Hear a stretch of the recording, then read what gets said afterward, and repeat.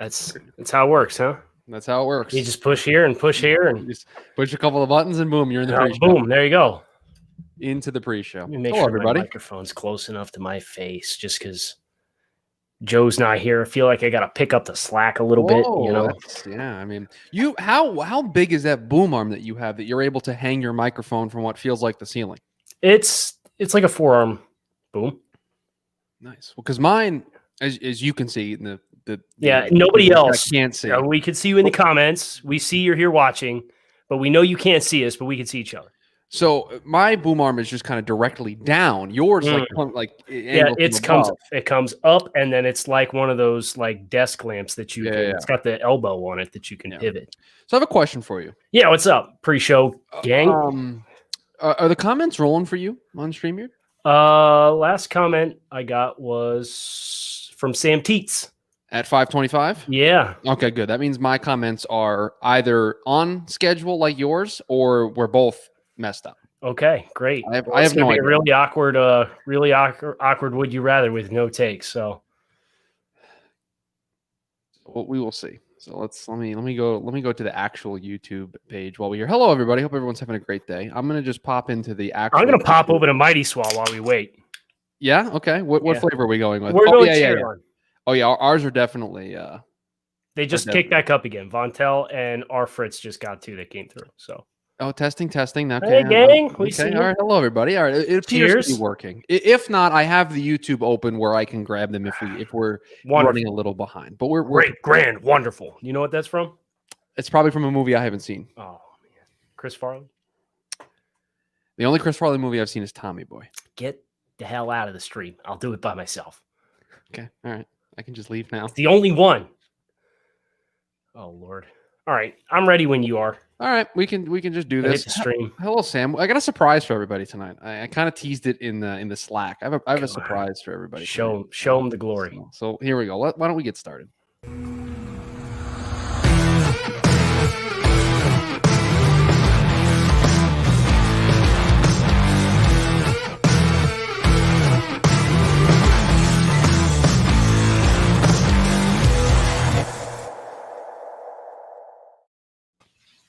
Hello, everybody.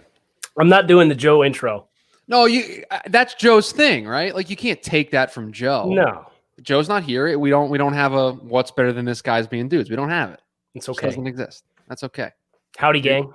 Hello, everybody. Welcome to Would You Rather on a Thursday night.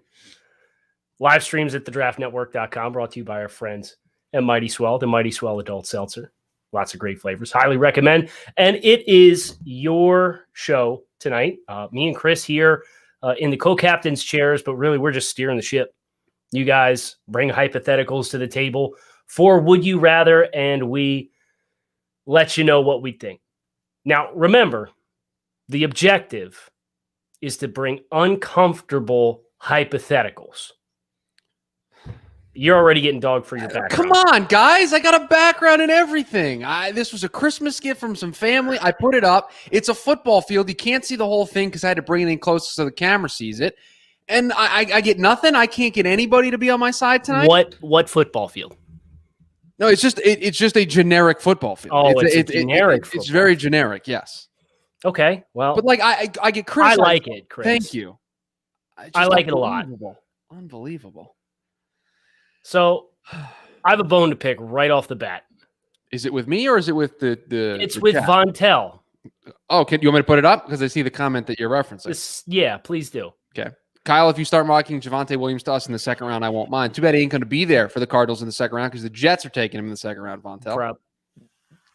He's got a fair chance to get to Arizona in the second round. But the point is, Vontel, I didn't hear the end of it from you when I gave the Cardinals a running back with a premier pick. And now, lo and behold, you want a premier pick going to a running back, just not 17 or 16 or whatever you guys are.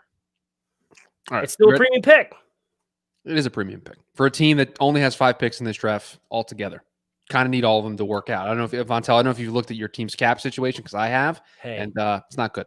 Lay off the gas on my guy. Sorry. All right, are you ready? I have to play co-captain's chair and finding the comments. So Kyle, I'm gonna learn. Oh, welcome to my life from before you came around.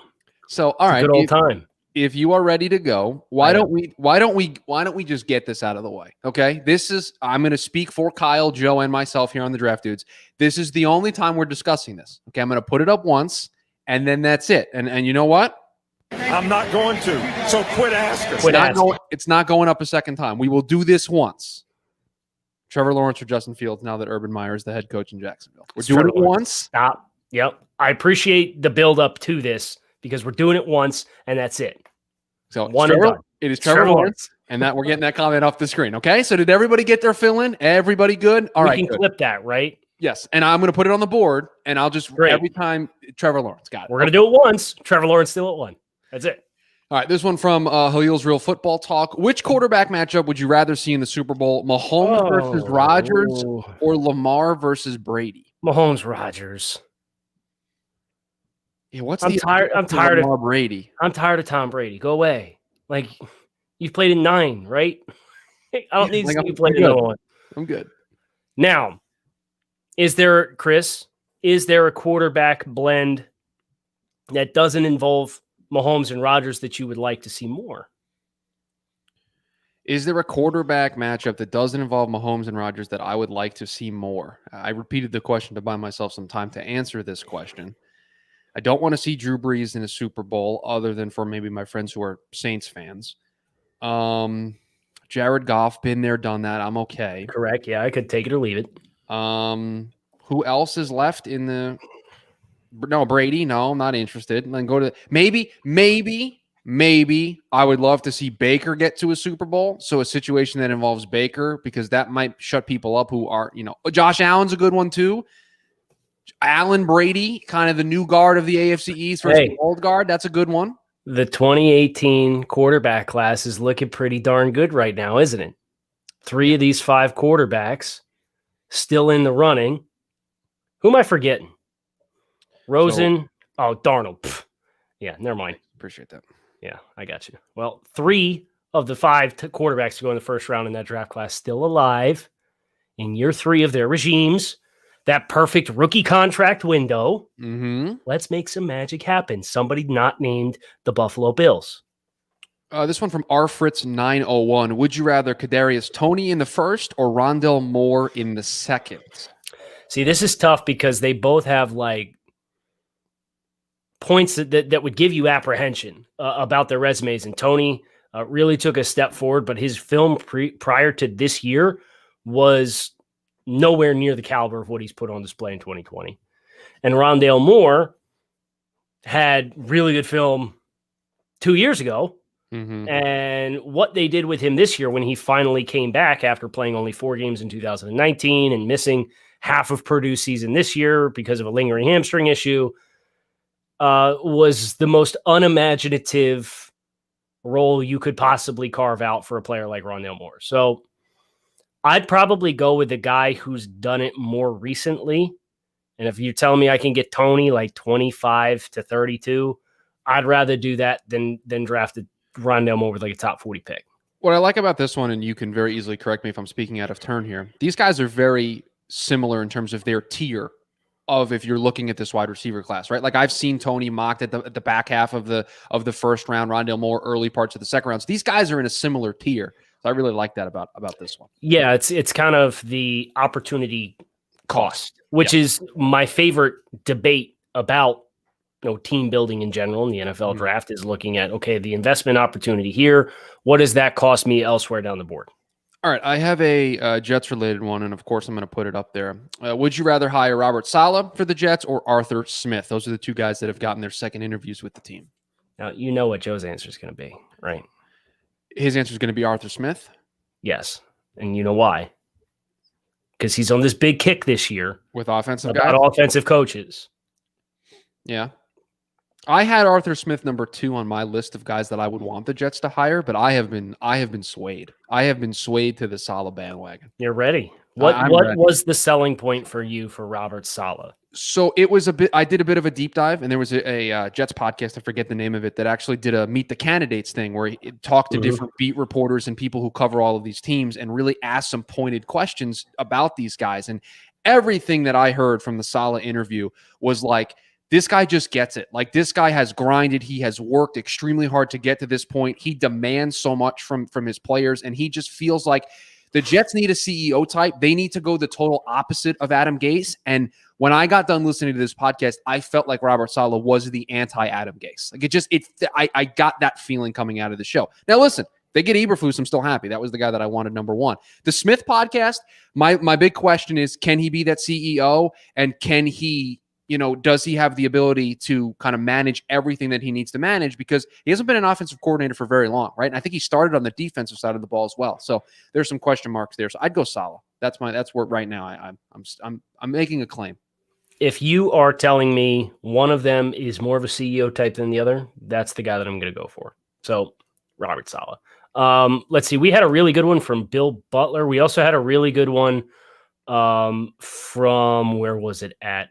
Matt Siegel at 738. Non-football question. We said uncomfortable hypotheticals, and this dude freaking delivered. Okay. So 7:30, it's 5:38 for me. So I had to think about that for a minute. Sorry, you confused me there. All right. Yeah, this is uncomfortable. Would you rather have your breath smell like a fart or your laugh sound like a continuous fart? I think it's uncomfortable, but I think it's easy. You would rather have the smell. No, I want the laugh. I'll just avoid laughter. You want the noise. I want the noise because breath, you're in close contact with people. You're giving them hugs and stuff. Like, no. I don't know. I think there's something that draws more attention to your situation if it's audible. You can't hide that as easy. But breathing, what if I use breath mints and gum and Listerine? I feel like that's disingenuous to the question that was asked. No, you can mask it. I can't mask. I'm not going to put a Bane mask on and mask my laugh. But you also can't control, like, breathing just happens. Laughter you can control. Nose. I can breathe through my nose. Again, I think that's disingenuous to the way that's how I usually sneak my way out of uncomfortable hypotheticals. Let's get a football hypothetical. You were the one that brought this one. I know. It's just we went off the rails there. All right, this one from Sam. Hello, Sam. Would you rather pay Big Ben for 2021, trade for Darnold, or sign Jameis Winston in free agency? Now, this is a little bit of a trick question because no matter what I choose here, I'm still paying Big Ben in 2021. Correct. Pay him 20. You're either paying him 20 or you're paying him 40. So all right, I need to know what the trade value is for Sam and what I'm signing Jameis to before I can answer this question. Well, what did Jameis sign? And I asked this question, and as the producer, I'm just going to look it up myself. What did New Orleans? What did Jameis get? It was a minimum, right? It was like dirt cheap. It was it was shamefully low, is what it was for a player who passed for 5,000 yards last year. It was shamefully low money. I think it was like $1 million. I can't see it here, but I can find the contract. But the reason why I'm looking this up is he didn't play at all to warrant big pay raise. But he'll get more than what he got last time around, or maybe he won't based on the quarterback market being the way that we think it's going to be. Yeah. So his contract was a 1-year, $1.1 million deal. Shamefully low. So, I mean, call it. He's going to probably want multi-years. So you're signing him for 2 years. $10 million. I was going to go $5 million a year, and that's what Sam said on a 1-year deal. So 2 years, $10 million. So what's it's like the Chase Daniel contract? Yeah, and you have to give up a second for Darnold because that's apparently what everybody's discussing. That's been the. Where am I picking in the say? On Pittsburgh. Yeah, you're Pittsburgh. Yeah, I'd rather save the $20 million, pay Sam Darnold, and trade it too. That's sitting 56 in the order. So you're saving the $20 million by cutting Big Ben. Yep. You're going to eat the original 20 that you have to eat regardless. You're trading a second for Sam, and you're letting Jameis go someplace else. Yes. I think I agree with you. And I think this is a really tough decision because they're in no way is Pittsburgh going to tell Big Ben to kick rocks if he wants to play next year. Correct. And that's the difficult thing here because I think no matter what, they should tell him to kick rocks, right? They should move on and use that $20 million elsewhere. It would be in their best interest to tell him to kick rocks, but they won't. I don't think they're going to do that. All right. This one from Bill Butler. Is this the one that you were referencing that you wanted up here from Bill? Or is this this is a good one. Okay. Would you rather Leo Williams and Devonta Smith or Allen Robinson and Kwity Paye? And you nailed the name. It's unbelievable. It only took one mess up on our live recording of the show. Bless. We're good.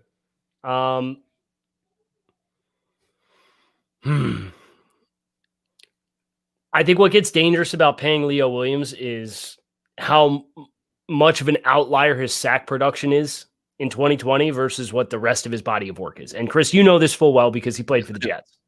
Absolutely. So anytime you're paying a dude for sack numbers, and I just saw Steve Palazzolo of Pro Football Focus just got done talking about this with edge rushers. I saw the clip came out from their account. Anytime you pay big money for sack numbers on the open market, and it's an outlier, it's a big red flag. So because of that, I think Allen Robinson is a more accomplished receiver, no question, than Devonta Smith based on playing in the NFL level versus not playing at the NFL level. And I think from a financial standpoint, you get a better value if you have the rookie contract at edge rusher, which is a more high value position. It's like the most expensive position on the defensive side of the football.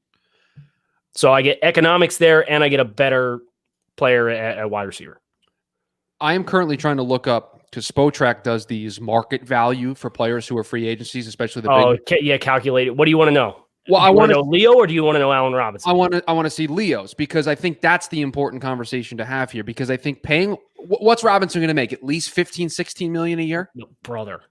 I said at 20. least. He's getting 20. Least. Okay, so it's at least, you're talking at least 480, right, at a minimum then at that point. Yep. And I don't know if I can justify paying a wide receiver that. Also, this depends on who I am as a team, right? Like, what's my wide receiver room currently look like? What? Like, I love Devonta Smith, and the Jets subreddit is trying to do this Devonta Smith at 2 thing, which is going to last for about a week, and then they'll move on to something else. Yeah, we got to find a new shtick. So Spotrac has him getting a 3-year, $24 million contract. This is Leonard Williams. So that's an $8 million annual average salary. Give me that contract and Devonta Smith. He's getting more than that. Well, if I'm going based on look up Jordan Phillips's contract that he just got from the Arizona Cardinals. Was a pretty big contract. I should know this because that was based off of one 9-sack season, which was like all garbage cleanup sacks as a nose tackle. A 3-year, $30 million contract. Yeah, so he got 10. You're telling me that Jordan Phillips is going to get $2 million more than Leonard Williams as a former first-round pick coming off the year he just had? Go kick rocks. There's 0% chance that happens. Yeah, I very much agree. Okay, I found one here. This is from Vontel, and I appreciate this one a lot. It must be the Brock Lesnar one. It is the Brock Lesnar one. So would you rather for $50 million, last minute in a wrestling match with Brock Lesnar, accept Adam Gase coaching your team for 2 more years, or live in a house with spiders for 8 months? Now, how severe are the spiders? Well, wait a minute. Are we talking real wrestling? Because Brock Lesnar's an NCAA champion wrestler. Are we talking like WWE professional wrestling? Because I'll do the pro wrestling. Give me the pro wrestling match for $50 million. I'll take. Brock can kick my ass. He can throw me off the top of hell in the cell. It's fine. For $50 million, where do I sign? Right. Plus, it's a cool moment. The building going nuts. It's great. Right. So that's easy. Then I'll take Adam Gase, and then I'll go with the spiders. No, thank you on living with the spiders for 8 months. No, Chris. I got a fun fact for you. Okay, does it have to do with spiders? It has to do with pro wrestling. Okay. I went to high school with a kid. His name's Dylan. And he currently, he ended up doing DDP's yoga program. Okay. Mm-hmm. And he works for AEW now. The pride of the Jacksonville Jaguars, AEW. Yes, that's correct. But when they did, when did they go to Vegas? Was it last year? They went Vegas, Double or Nothing, All or Nothing, whatever it was. Double or Nothing in Vegas, yeah. He took part in the Battle Royale. Did he really? The casino over the top rope battle? Yes. Wow, yes, he did. Look at that. Yeah, as you can tell, everybody, I'm a big that's about as deep dive into pro wrestling as I can get. But that's fine. I wanted to give you that little trivia. Thank you. I appreciate that very much. Okay, let's find one here. That's interesting here. Rahul really wants us to get into this Kyle Trask or Jamie Newman. All right, Rahul. Kyle Trask on day 2 or Jamie Newman on day 3? And Rahul's asking me this because he knows I'm not a big fan of Kyle Trask, and he also knows I'm not. You're not a big fan of Kyle Trask? I don't know that. You've never mentioned this anywhere. I do not foresee a favorable projection for Kyle Trask. Do you think there's a team on day 2 or day 3 that could grab him in a spot that you feel comfortable with his situation? I think he could be a very low-end starting quarterback in the NFL. So Not even. He's not even Mitchell He Trubisky? doesn't have the athletic traits of Mr. Trubisky. Here's the problem. Here's where I get stuck. When you're drafting quarterbacks, you either draft guys Joe's talked about, and I think he stole it or he didn't steal it. He credits it to Lancer line all the time, but it's either playmakers or snap takers. I'm never going to take a snap taker on day 2 with the top 100 pick. It's a waste of a pick. Just flush it down the toilet. So give me Jamie Newman on day 3. At least he's toolsy. I would agree. As somebody whose team is going to be in the market for a quarterback, I agree. I like this one. We've seen this a couple of times. A couple of people have asked this. So I'll put up the one here about Baltimore. If you're Baltimore, would you rather re-sign Matt Judon or Yannick Ngakoue? This is hard because these are both brand players for me. Like Judon went in round 5. Yannick went in round 3. And I had round 2 grades on both these guys. So they were like pound the table guys for me in their respective drafts. I saw a stat. I'll let you talk and then I'll pull it up here. Okay. I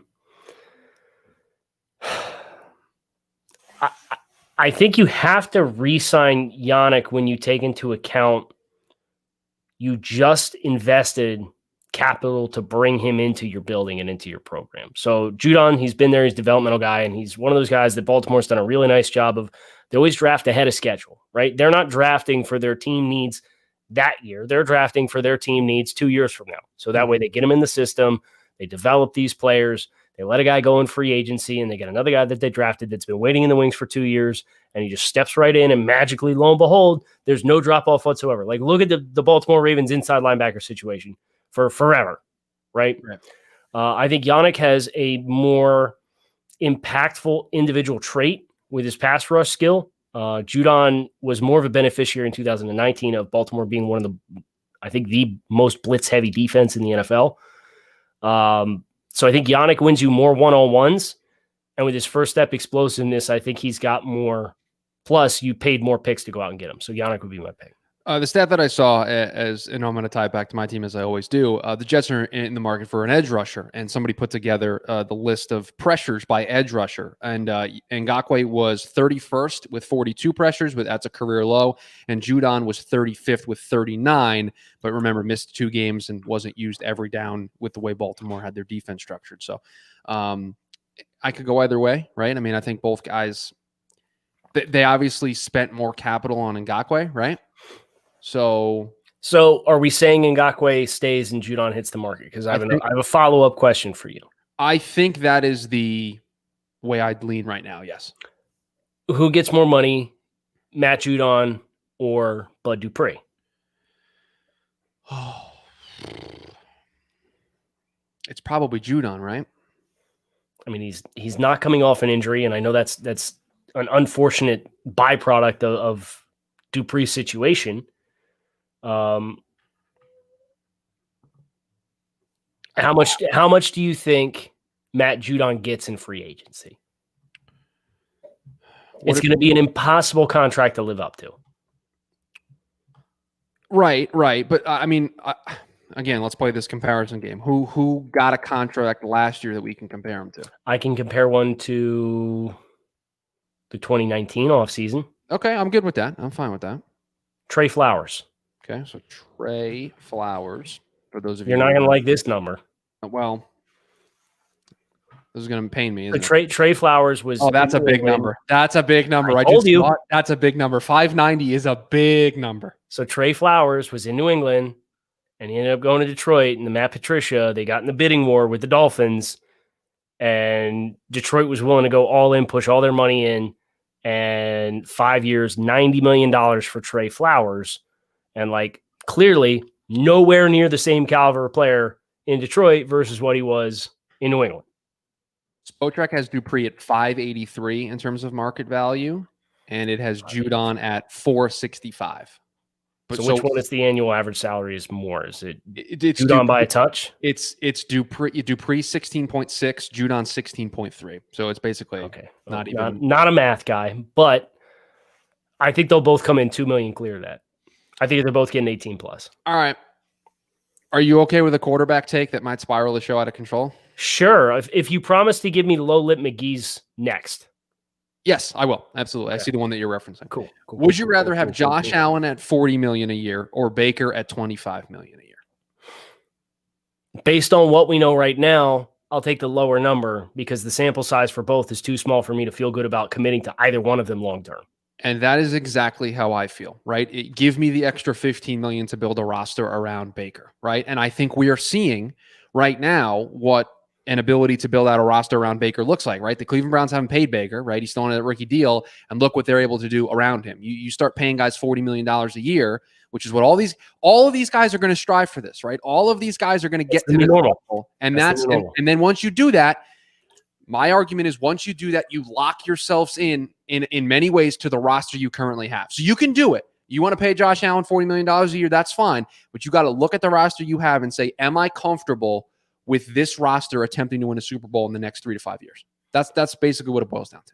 And here's the thing that's really compelling to me about this specific question in Josh Allen and Baker Mayfield is we've seen Baker Mayfield now with 3 different head coaches, a bunch of different play callers. We've seen Josh Allen in a very stable situation with Brian Daboll as his offensive coordinator. Brian Daboll's probably not going to be here. Future Chargers head coach Brian Daboll. So, correct. So if you told me you have to sign the contract at the end of this season, before the start of the 2021 league calendar year, I'm even more apprehensive because the most consistent variable about what built Josh Allen into becoming the player that he is going to be out the building. So that's scary to me for $40 million a year. Now, if Brian Daboll leaves and Josh Allen plays to the same degree in which he did in 2020 and 2021 without Brian Daboll, then I'm going to pay Josh Allen $40 million over paying Baker Mayfield. But right now, it's more of a financial thing for me than it is a skill player thing. Not a math guy, but this will be everybody's 4th year from that class, right? Yes. So then they will then become eligible to sign extensions, right? They can't sign an extension until after this season. Correct. So those conversations can then begin. My assumption would be we'll see 50-year options get picked up first before any of these conversations happen. All right, you want Low Lip McGee's one here. Yes. 2 minutes, no timeouts. You're down by 4. You have to pass Lamar or Ryan Fitzpatrick. Fitz. It's a homer pick, but I'm picking Fitz. I feel like it's unfair to say I have to pass. Like that's not how this works. It's not how you do. That's not how the sport works, right? Like I'm able to. You have no running backs healthy, right? But Lamar can take off if I need. You have to call pass plays. So wait a minute. I have to call pass plays, but if Lamar sees an opportunity, he can take it. I feel like 2 minutes is too big of a time for this hypothetical. Because if that's the case, give me Lamar. He's a better playmaker. He's more athletic. He's going to be able to do more. If there's a broken play, give me Lamar. What if there's 50 seconds left? Well, where am I on the field? You're on your own 20-yard line. Yeah, I probably want Fitz. No, Sam. Listen. Yeah, Sam. Don't be disingenuous to the question. I'm asking follow-up questions. Okay, I want to make sure I give a fair answer. Goodness gracious, the background didn't get a lot of play here. All right, let me see if I can find another one here. And this is a good one. I gotta get a little closer to the screen here. Would you rather play outdoor games in Toronto or Mexico City? Listen, I just went down in November to South Florida for a game at Hard Rock Stadium. I ain't trying to go any further south than that. It's more you have elevation in Mexico City, which is a concern, right? They talk about that every time the game gets brought up that they're playing in Mexico City. Toronto would be cool. It's the elevation is the ultimate wild card there, right? Yeah, it's the biggest difference maker, right? Because I've talked about at least playing in the cold and how different it feels when you hit somebody in the cold and how the extra sting is there. That's no joke, but to be that far south and that elevation is kind of a daunting proposition. This one, not feeling it. Bias aside, would you rather, if you were Wilson and Fields, be drafted to the Jets, Falcons, or Panthers? Which one do you want to do first? Let's do Zach Wilson first. Well, all of these guys should want to pick the team that pays them more, right? And so with the draft slot, like the Jets are the answer here. Right? Don't be disingenuous to the question, Chris. No, I'm not saying that's my answer. I just want to make that clear off the jump. A little bit, you are. That's fair. It's fine.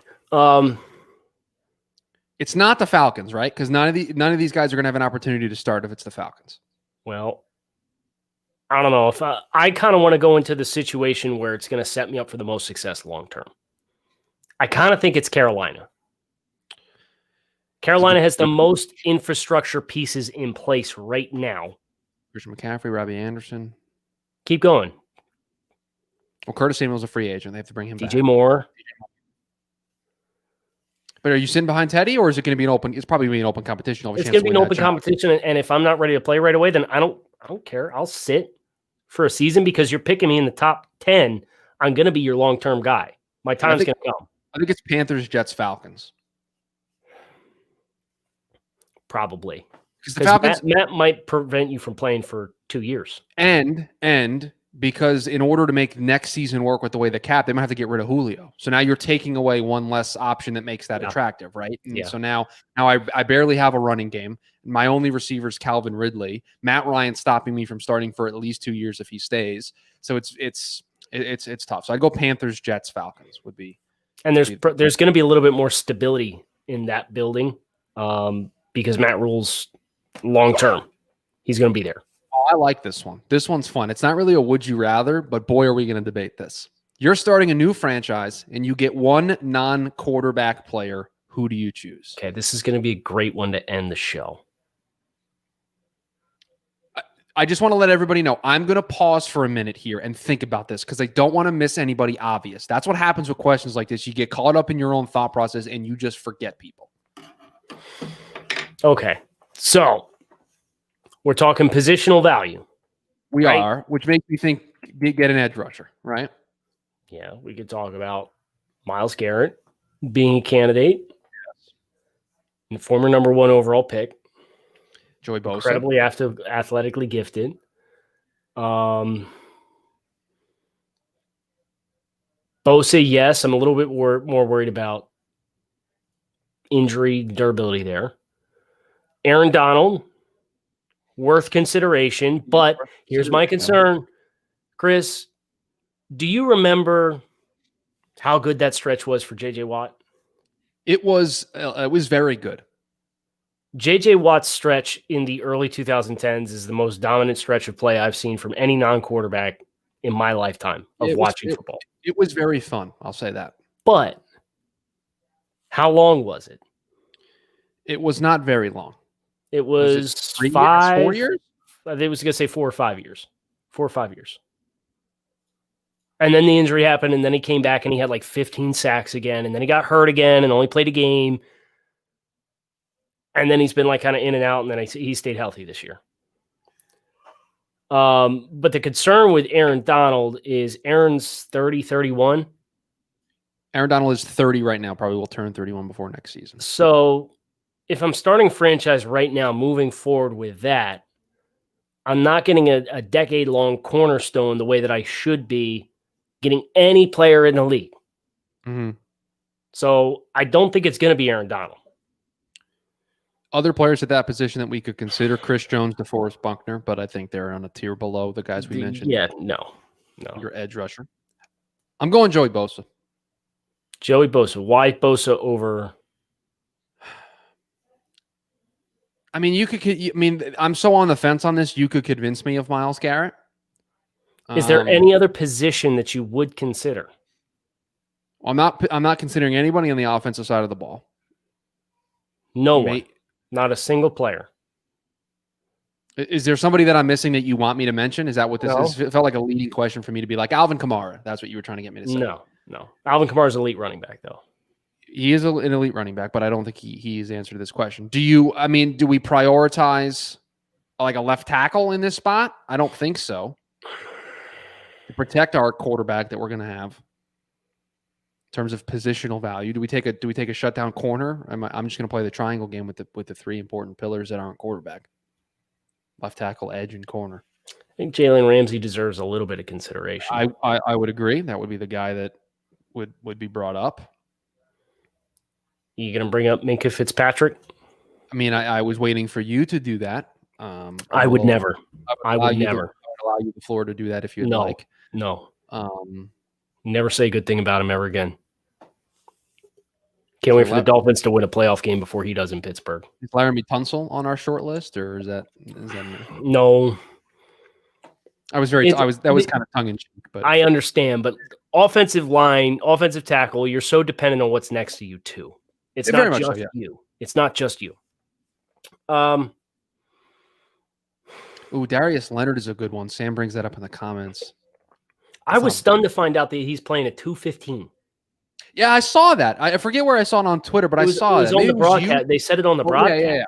Yeah, that's what they said. I was like, I was baffled by that. What?